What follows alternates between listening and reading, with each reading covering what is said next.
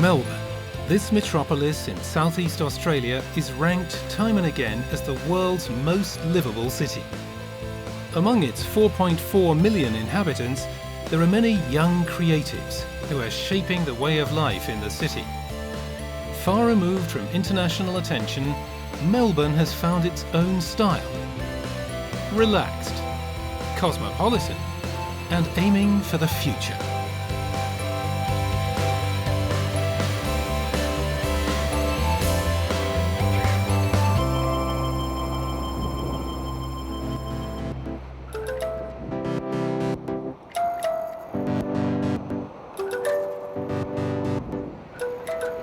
Melbourne is, for me, is the best city if you want to live in a city. Life is generally a lot better here than other places.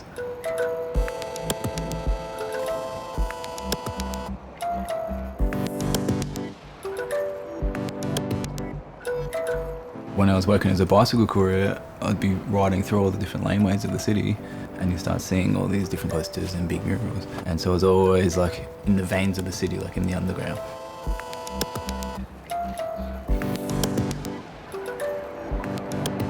To use public spaces as his studio.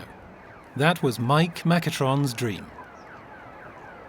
After studying art in New York and experimenting a lot with graffiti, he returned to Melbourne as a street artist. By now, he knows the impact he's able to make with his art. You don't want to get too worried about being near. And doing the eyes, that's the one thing that humans always just focus in on the eyes, and that's where the emotion is. So I'm doing that in can, so it's in some kind of detail.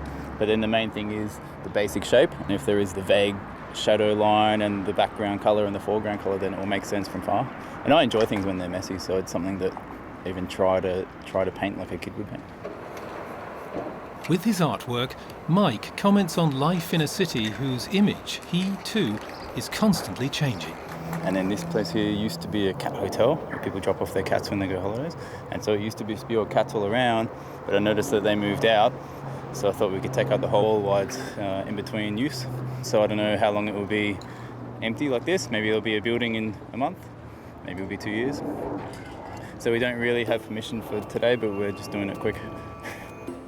Over the last 10 years, Melbourne has become a centre of street art.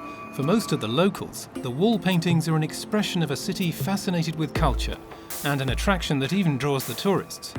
For this reason, the city is so generous when it comes to issuing permits and even offering painting spaces for use.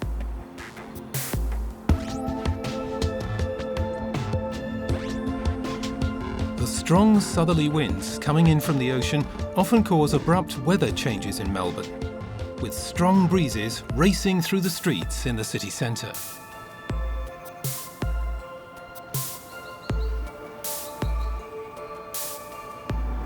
The wind can be a real problem if you're halfway down a building and realise that it's too windy to continue. If it's a tall building, quite easily the wind can take you away. So get down to the ground or to a balcony or get off your ropes as soon as you can. And her place of work is normally sky high. Nikki Gregoire is an industrial climber.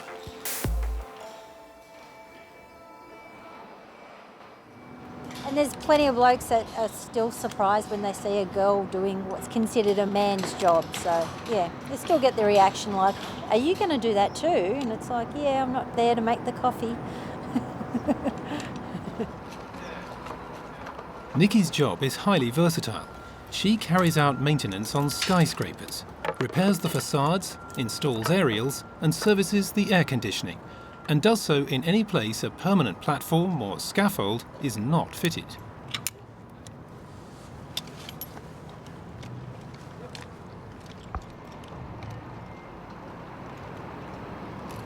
At the office tower she's been called out to today, she's cleaning the windows. The higher you are, the less of a sense of height that you have for some reason. Everything's so distant, so you lose that fear factor being up high. Well, I'm sure there's days that I have, felt a bit awkward and whatever, but it's more a worry of what might drop from what you're doing. You're always more worried about people below.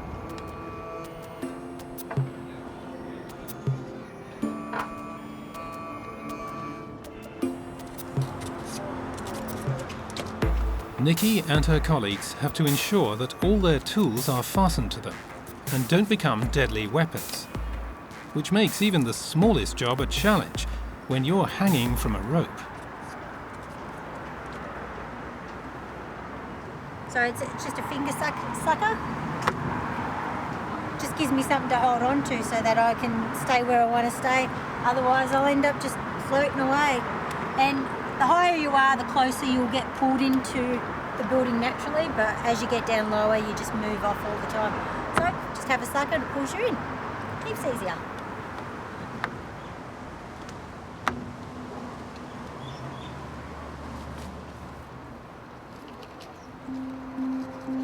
Multi-skilled climbing workers like Nikki are in high demand in a city like Melbourne, whose centre has been growing upwards for years now.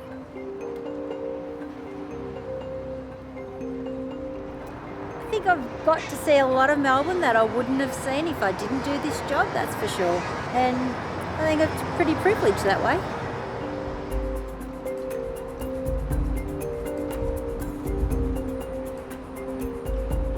The mornings are definitely the best part of the day. Watching the sunrises and watching the hot air balloons, we get the best view of all that kind of thing. It was an awesome way to start the day.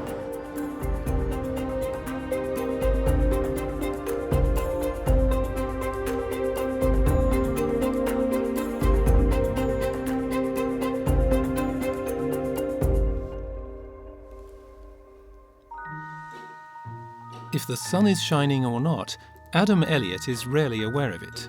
He needs complete calm in his studio and endless amounts of time. For each second of film, Adam has to shoot 25 single frames, changing his character's position minimally between each shot. They accept this patiently.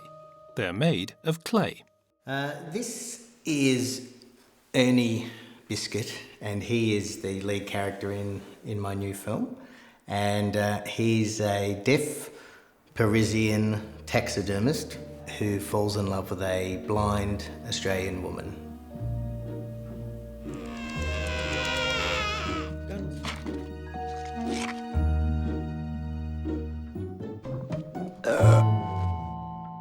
Adam won an Oscar for his film Harvey Crumpet, about a Polish immigrant with Tourette's syndrome. The characters do have to change their expressions, so the technique I use is with magnets. So this character here, he might start off with a little smiley face, and he might suddenly be shocked, so he has to go to a ooh mouth, which is that one. So we would sort of have up to 12 different mouth shapes going through the whole process just for him to go, ooh. Adam creates his creatures using industrial plasticine, which he can shape by heating it.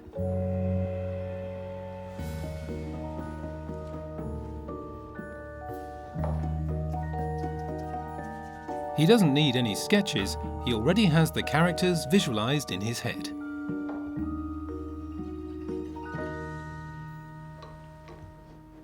I never really get tired of playing with modelling clay. You know, it's like I'm a 5-year-old boy making something, and it's, there's something caveman-like when you have a big blob of modelling clay in your hand, and you feel like God, I suppose, because you're about to create a character, and the character can look however you want it to look.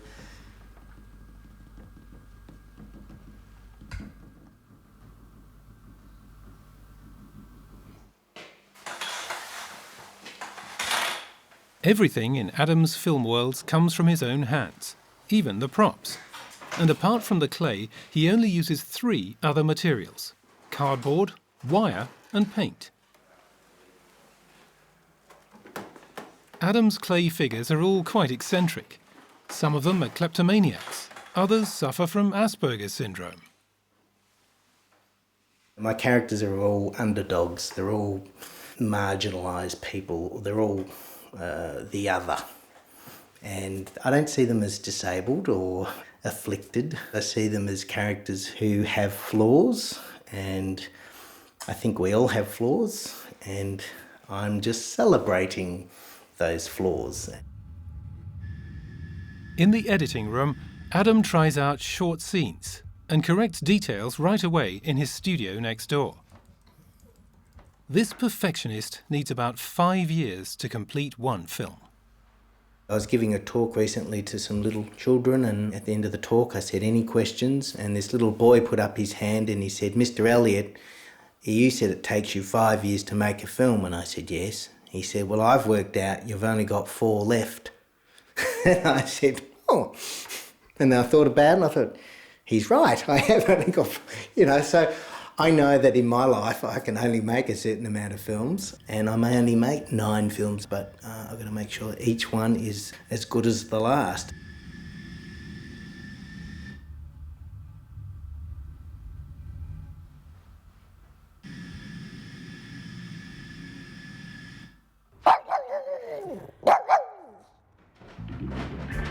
Adam Elliott has rejected several offers from Hollywood. He wants to remain his own boss, and most of all, he doesn't want to leave his city.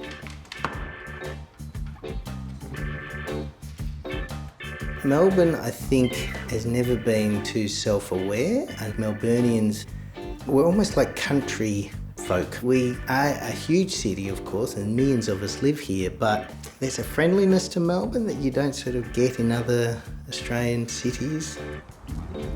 His part of town is Thornbury, where many Greek and Italian immigrants lived who came to Melbourne just after World War II.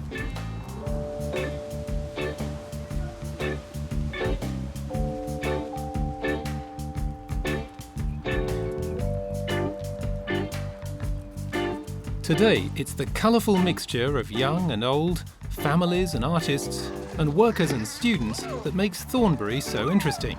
And it's in this human cosmos that Adam finds his stories.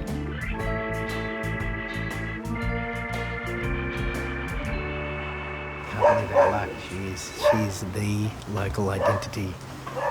She takes that trolley with her everywhere. I see her nearly every morning. She's almost like she's never gone home. I find it fascinating. I know where she lives too now because I followed her one day. I discreetly followed her to where she lives, and she lives in a beautiful big old house, very run down and ramshackle. She's one of the local interesting people that I'm sure will end up in one of my films eventually. Yeah. Is she gone now? No? All right.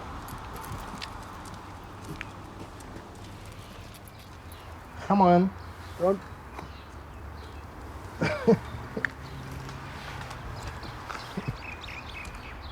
Come on. Come on.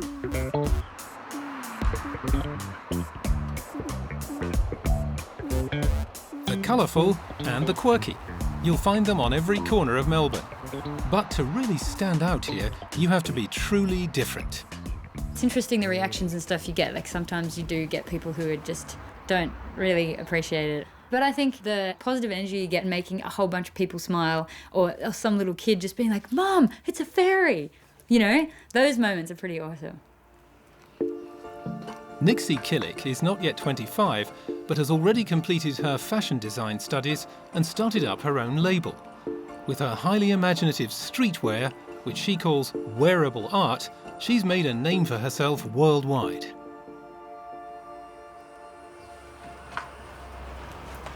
So this is the piece that Lady Gaga wore for her tour campaign. And it's a 3D printed powder composite that I created through body scan, 3D body scan of a neck, and then you print layer by layer with pigment in each piece. So you can see it's pretty delicate. So this is a bra that is made from foam, and this metallic fabric my friend brought back from Thailand as a special little treasure piece, and I only have this much. So all I can make is this, and I can never repeat it. Super special, just enough to fit around the corners. So these are laser cut earrings. You can see the plexiglass piece comes out. And then attach hair to them. And this hair is human hair, so that you can cut it and dye it and straighten it and crimp it, so you can give your earring a haircut. Nixie is in constant contact with other creatives in Melbourne, exchanging ideas with them. They're not just designers, but artists, experimenting with new methods and materials. Being kind of a nerd, it makes it easier. So many incredible machines that you can do anything with, but they're used for one thing, but I can use them for something else, which is really exciting.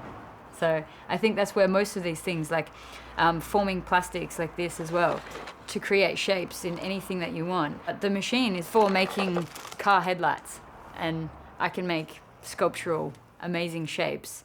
But the machinery, I think, is already there. It's just about kind of hijacking it for what you want to do, which is really exciting. Nixie, who calls herself a techno-optimist, still puts her initial ideas for shapes and colours down on paper. I grew up in the bush, miles away from anywhere, and it's this incredible fantasy place. It's incredible out there, and I think that's where a lot of the natural references and stuff come from as well, just this really deep bush, this sense of nature just being everywhere.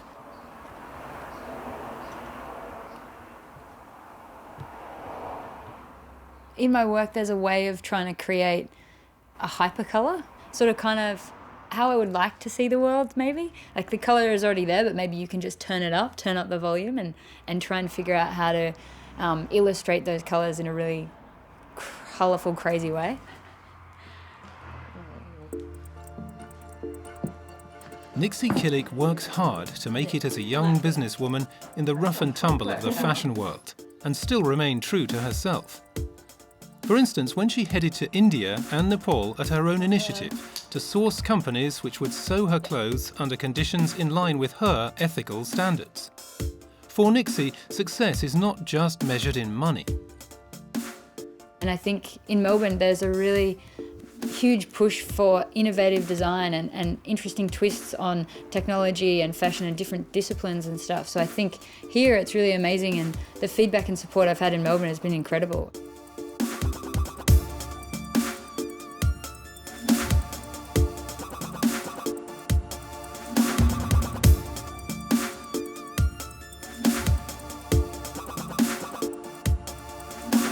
If New York is the city that never sleeps, then Melbourne is the city where the people like their sleep the most, at least according to a worldwide study.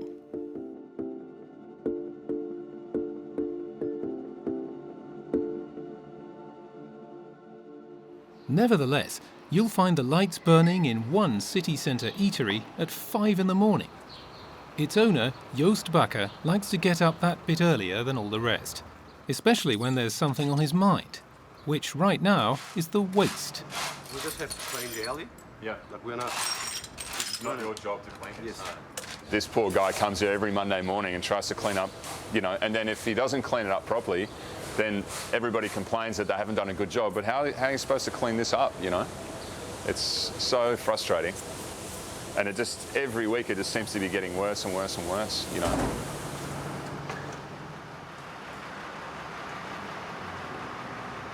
The weekly delivery of milk to Joost's restaurant. He orders it in churns. Yeah, so this basically saves us about 80,000 bottles a year. So plastic bottles that don't need to be purchased by the farmer, but they also don't need to be thrown away by us. So we just have these and, they just wash them out and reuse them over and over again. Joost moved to Melbourne at the age of 9 as an immigrant child. He inherited his enterprising spirit and love of the environment from his parents, tulip growers from Holland.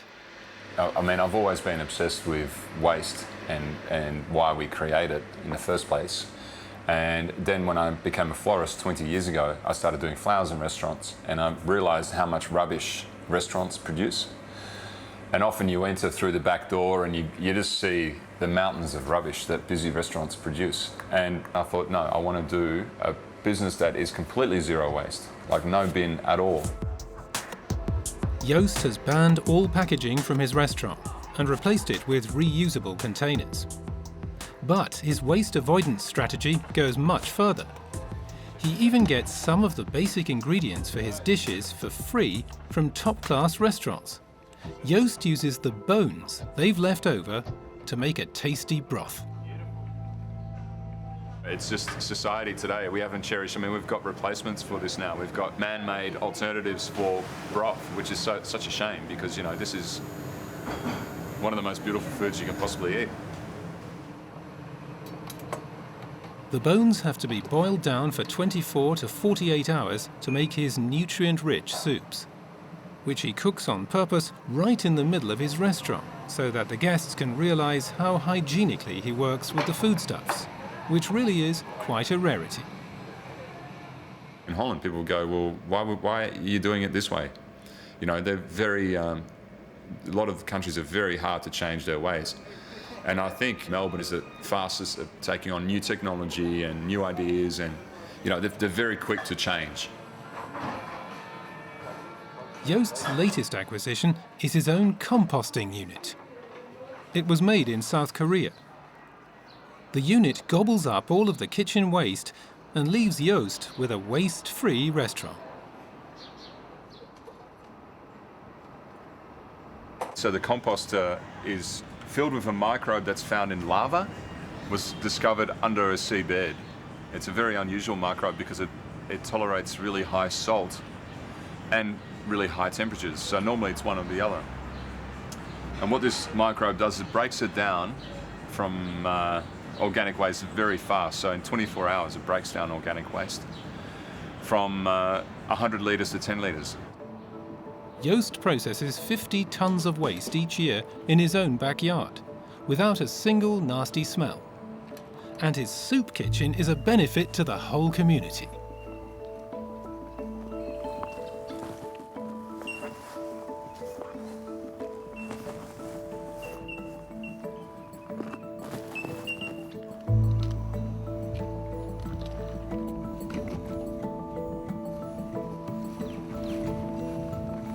The fertiliser from the composter is used on a 3-hectare piece of land at the edge of the city. Joost grows more than 200 plants and vegetables here for his business. He designed his home and workplace himself.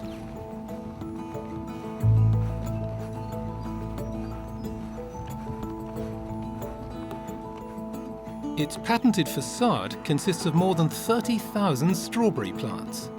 Joost only used recycled material to build his house, not least because he wanted to demonstrate that his vision of sustainability really does work in practice. An architect should know, if he chooses a material, what impact that has when the building gets pulled down. Or a doctor should understand nutrition. Or, you know, like we're all so specialised that we don't know enough about what impact our choices are making on the rest of the world. So if we think about everything that we produce being endlessly recyclable, then most of our problems are solved.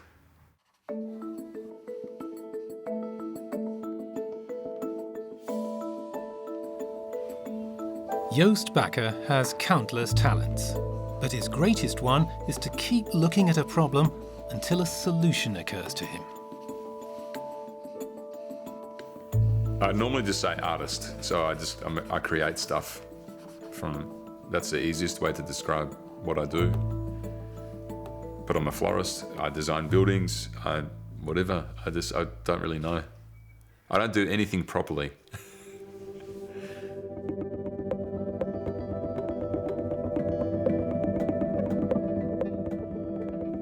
The standard of living in Melbourne is high. A gold rush here in the 1850s drew hundreds of thousands from across the planet to this city, transforming Melbourne into a trading and business centre overnight and bringing wealth and prosperity in its wake.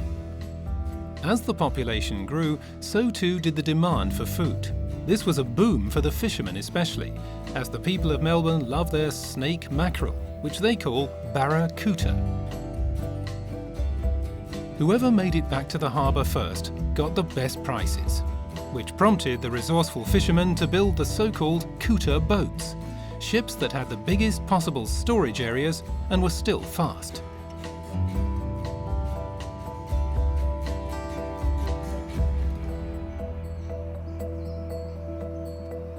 From 1950 onwards, these elegant wooden boats were replaced by motor ships, with just a few of them surviving to the present day, until Tim Phillips turned his attention to the cooter boats. I just love touching them, you know, just love being around them really. It's just so special. Most of these boat builders didn't have plans as we know today. They were built by rule of thumb, and a fisherman would come in and he'd say, look, I want one, you know, just a little bit longer or a little bit more beam than the last one you built. And so they were an evolved design 1 year to the next year over a period of about 100 years. Tim amassed everything he could get his hands on about the boats and how they were built, and then began to reconstruct them. A major demand has grown for them by now as regatta boats, with more than 100 of them already rebuilt by him and his team. Thanks to Tim and his boat builders, the wooden boats are now at anchor once more in Port Phillip Bay. This is Portsea in 1901, and that's the fishing cottage I used to stay in right next to the water, collecting wood on the beach. And this is the fishing camp at Fisherman's Beach, and in the background there you can see the little net dinghies, and they used to go out and shoot the nets around here and catch the Australian salmon. I saw all this happening when I was young, and that's why we've all got the passion for the wooden boats and the fishing in particular.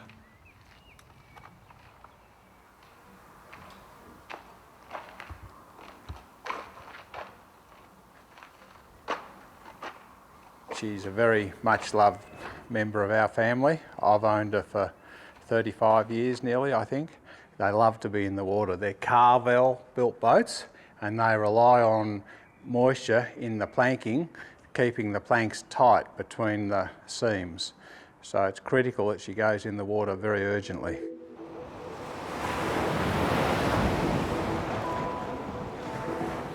Tim is also incredibly proud of the Storm Bay. 17 metres long, it was built in 1925. He found it when it was a wreck and spent years restoring it in detail. It's very gentle now, it's not much breeze, but the breeze will come up and she'll be... The former fishing cutter is an ideal ship for day trips around Port Phillip Bay. We're doing 9 knots coming up here, which is pretty good. Got a little bit of tide under us, but she's a quick boat. Sails well for 100 years old. Tim is living out his passion and is giving back the city a piece of its history. The sea's a very calming influence really, and you come out here and you tend to leave your worries at home and you think about smaller things rather than the wider issues. You just cocoon yourself into what's happening in the micro-environment.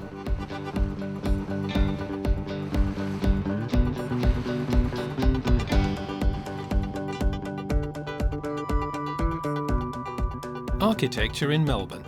What makes the metropolis so appealing are the densely packed Victorian buildings from the colonial era, together with postmodern futurist structures. The cityscape lives from its contrasts, with its urban spaces full of life and diversity.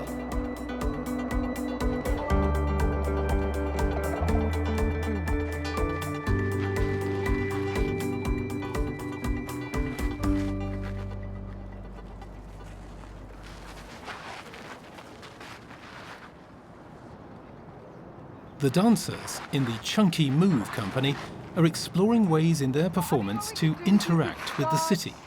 Using headphones, the artistic director, Anouk van Dijk, gives them rehearsal instructions. The dancer, Tara Somaya, is still quite new to the group. You're kind of like very theatrical backlight. You see what I mean? Yeah. Because we have a big connected triangle of threesome force. Their conceptual work is completely immersed in their surroundings, yet it challenges and elates Tara's performing as a dancer. Try to react a little sharper on each other. We played with the structure of the building outside and with the weather and the space and the nature of the floor, the gravel. And it just sublime because she connected us so much as dancers that we kind of energetically could work in any space. And so in that, she wants to send us outside into the elements.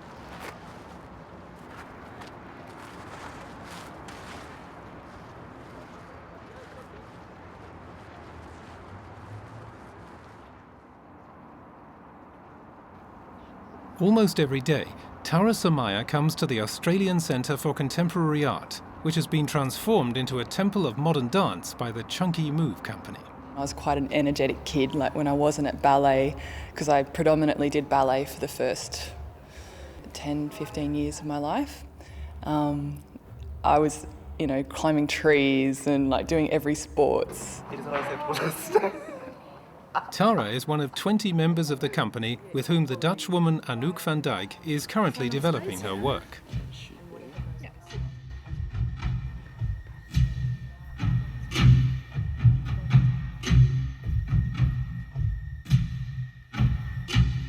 Chunky Move is an artistic collective that wants to use its pieces to comment on social developments. In the process, the dancers are constantly exploring new means of expression, experimenting with movement and body language. Tara's training as a ballerina is only useful to a limited extent, as the demands of contemporary dance are even greater. As I get older in the profession, I have to unlearn the things that I thought I knew because my body's constantly changing and, we're not machines or robots and there's like every injury under the sun. The current piece is all about being an alien, about the individual and society, about immigration and arrival.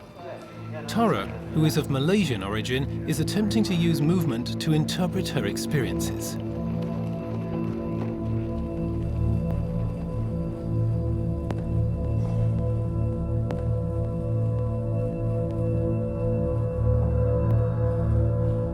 It's a beautiful feeling to be able to know that you can influence so many people through art. Like, it's such an old method of sharing stories and cultures. So I feel very grateful every time I step on stage and I feel like this heightened sense of adrenaline pumping. Like, I think the day that I don't feel the adrenaline, like my body absorbed by it, that I know that I'm not nervous enough to be on stage anymore. Over the coming months, Tara will perform the piece up to 5 times a week. At Chunky Move, despite all the effort, she's also learning how to stay in good physical and mental shape.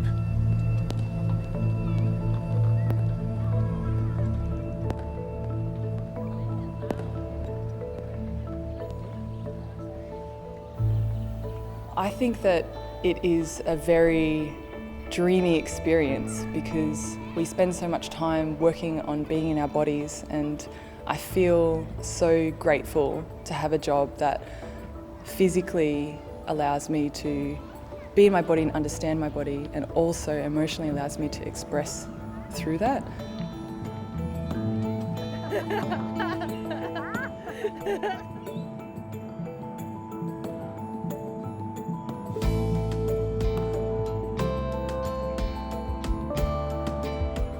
The people of Melbourne love their coffee, and it would be hard to find another place in the world with such a varied culture devoted to all aspects of the coffee bean. Their passion began just after World War II, when Italian immigrants brought their espresso machines with them to their new homeland. Today, you'll find an excellent cappuccino on every corner. Nolan Herter has been spoiling his customers for quite a while now with exquisite filter coffee. Filter coffee will be terrible if you don't do it right.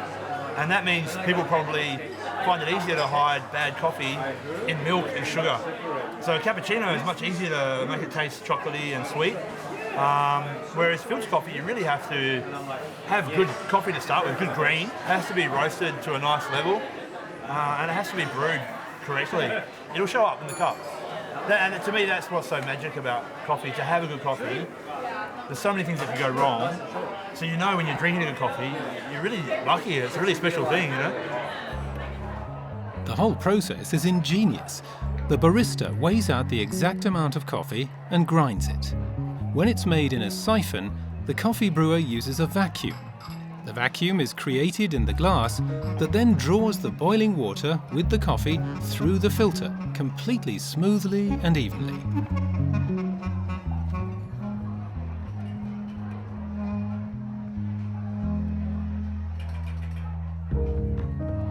And this is the best way to retain the flavour and taste.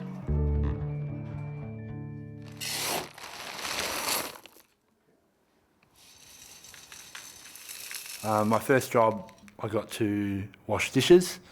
I wash dishes faster than anyone else.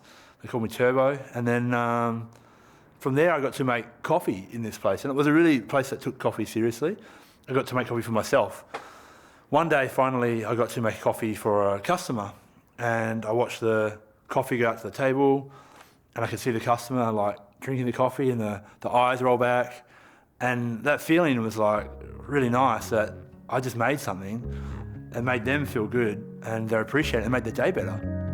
Nolan goes to visit the coffee farmers in Central America from whom he buys his beans on a regular basis. This gives him an opportunity to check on the quality of the coffee types and the working conditions of the pickers. Fair trade is personal for him.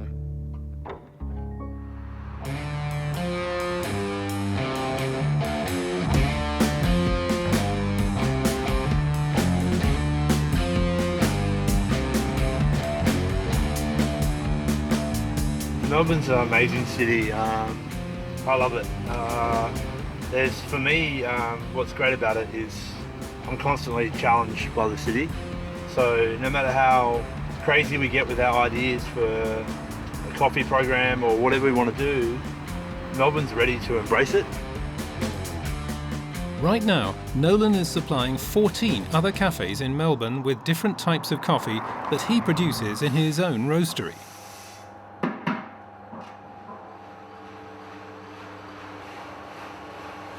There's a lot of science to roasting coffee, but I think it's really important to have some kind of connection with the coffee also. So your gut, your instinct. With coffee, if you have that conversation with the coffee, I think it's really important. So the whole time I'm going to listen carefully and smell carefully and just try to understand what's happening for the coffee, you know. Roasting coffee is all about having the exact synthesis between the temperature and the time. And if Nolan misses the right moment, the beans turn dark and taste bitter. So the timing has to be adjusted for each type of coffee.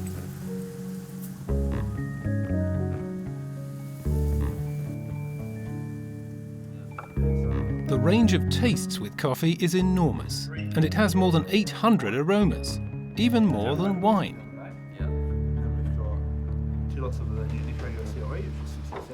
Coffee should have character of different things, like a good wine does. A really nice heavy body is great. In the geishas here, I'm not really expecting to get a huge heavy body, but I might get a very creamy or vanilla, silky, much more elegant. Sometimes it's like a mouthful of pillows or silk or something, you know, that's amazing. Nolan and his staff are still learning something new every day, and they pass on their knowledge to the coffee-mad people of Melbourne at their seminars each week.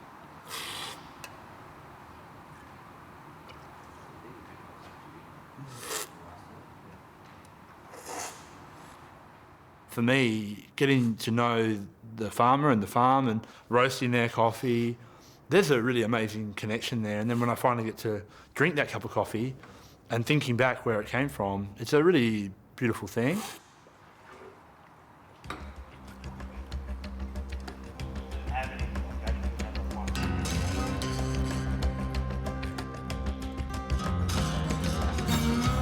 You don't have to go far beyond Melbourne to get an impression of what the country looked like when Australian Aborigines settled here 30,000 years ago.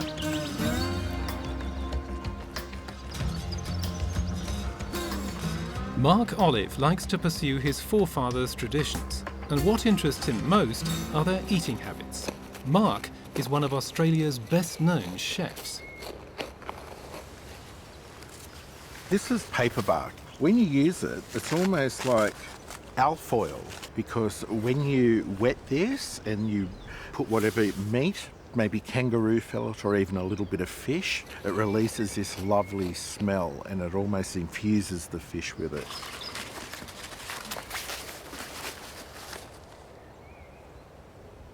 This fertile area, where Mark is right now, was created by a volcanic eruption. This was a great food bowl, basically, and a great food source for a lot of these, Indigenous people from this area. So there's lots of kangaroos and lots of emus. So that's where they got a lot of their protein from. Which animals the Aborigines hunted down, or which plants and fruits they used for different purposes, all of this knowledge is barely known in today's Australia. Mark has been amassing this knowledge for more than 20 years and developing his own recipes from it. This is called a kangaroo apple. Now these fruits make great relish, chutneys, anything like that. Really nice to put on pizzas as well, really, really nice. But in the day, for Aboriginal women, it was known as a contraceptive.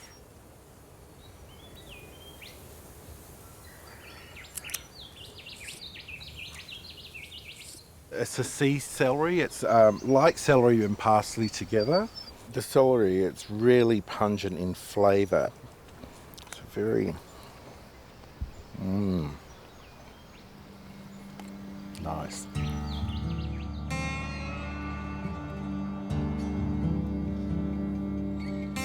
Mark's route back to Melbourne takes him along the Great Ocean Road.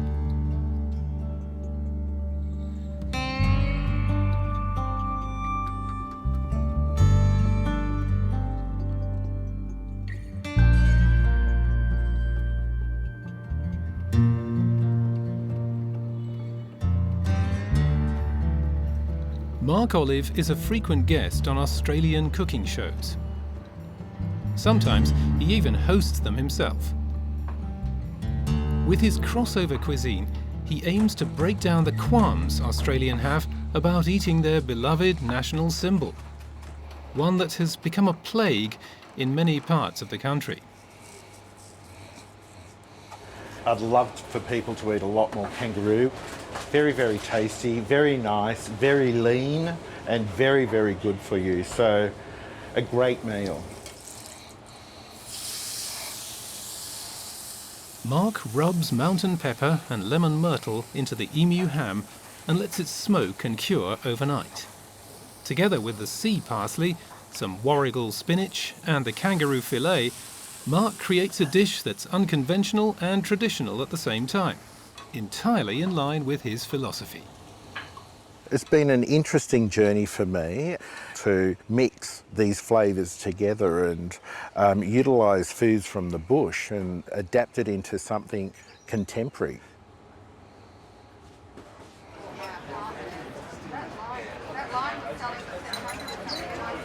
Oh, thank you. Enjoy. That's gorgeous. Thanks.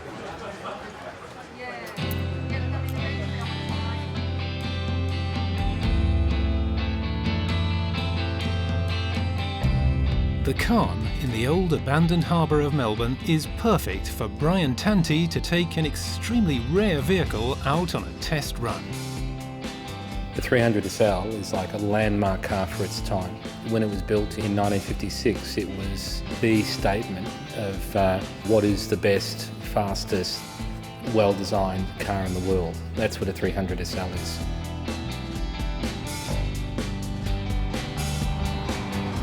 For Brian Tanti, a dream came true several years ago when one of the richest men in Australia entrusted him with his private collection of 130 vintage cars.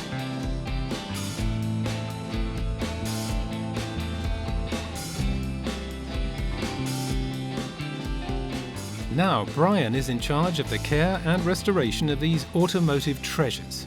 His plan today is to put a new wing on the Porsche 550 Spider.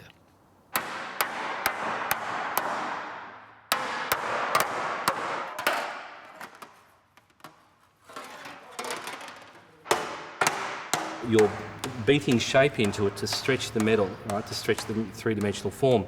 And in other areas, you can see here where the metal is starting to shrink.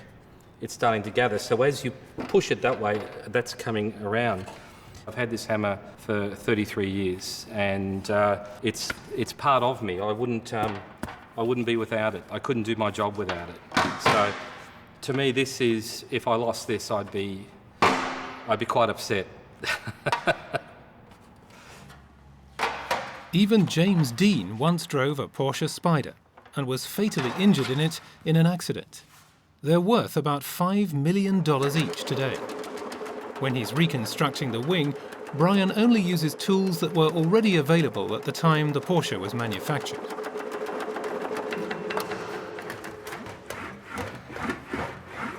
He learned about car body construction work as a young man in England, and today he's one of the most sought-after restorers in the world. Over the last few years, Brian has committed every free minute he has to a research project in which young people and students are involved in working on the development of the racing car of the future. The Racer is a test platform for the latest technologies. Has that combination of both in the design.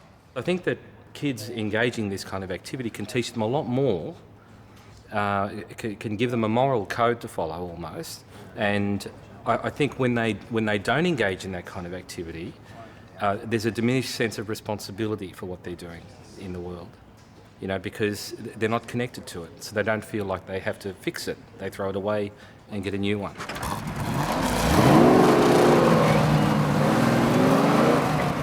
The chassis of the FR1 consists of ultra-light carbon fibre, and Brian's able to get his prototype up to a speed of 200 kilometres per hour in less than 5 seconds. It's like the closest thing you can get to a four-wheel motorbike. The feeling of power and your ability to lose this thing is unbelievable. A car that gives me a lot of pleasure to drive. It's just beautiful.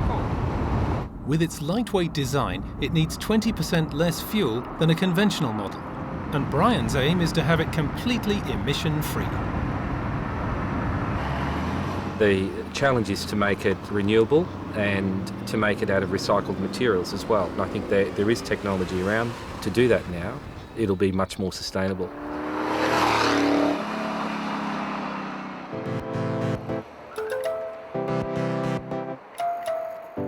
The street artist, Mike Macatron, is looking for the right place for his latest work.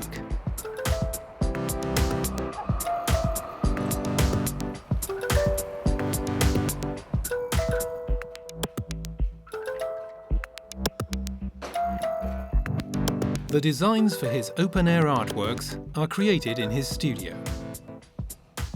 And normally, his pieces consist of a combination of different motifs. He needs these rough drawings for when he transfers them onto the walls later on.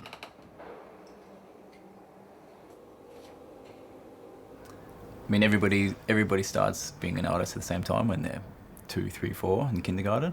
And in my house there was 6 kids and everyone's kind of crazy, and there's an old part of the house and we just started drawing all over the walls when we were, under 10. And I started getting into street art and graffiti when I was a teenager, just partly vandalism, partly just for fun. The appeal of that type of art, it's the extreme side, to climb buildings and put your art up somewhere, or to go in tunnels or abandoned places.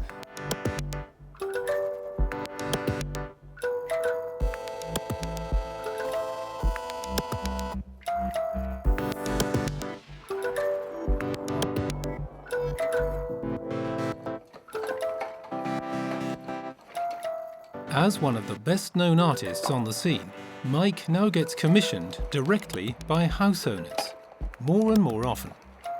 A lot of people have inbuilt hatred for graffiti, where it's the colourful letters that they can't understand. But a lot of things that I do are natural world, or there's animals in there, so it doesn't have the same reaction, I guess. They appreciate the cultural aspect, and it does help the neighbourhood as well.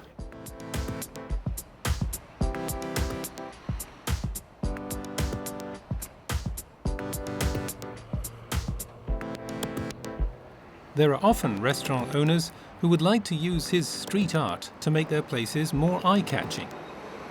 Mike decides on an individual basis whether their aims are in line with his artistic positions. Today, he's working for free. So this bar down here, they're a long-standing bar from Melbourne, but they're having problems with the new apartments that just turned up. It's like 6 months old, so they've got all these noise restrictions, and it's a common thing where residents move in and then they complain about noise. So I guess this is some kind of relevance to this. We're in the battle.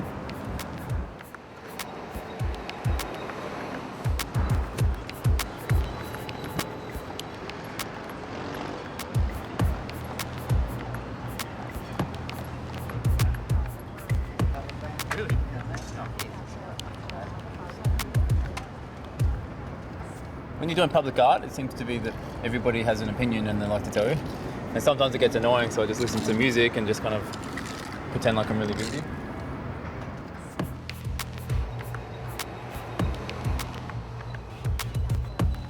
As expressive as Mike's artistic statements are, his art is transient. As soon as tomorrow, it might be painted over.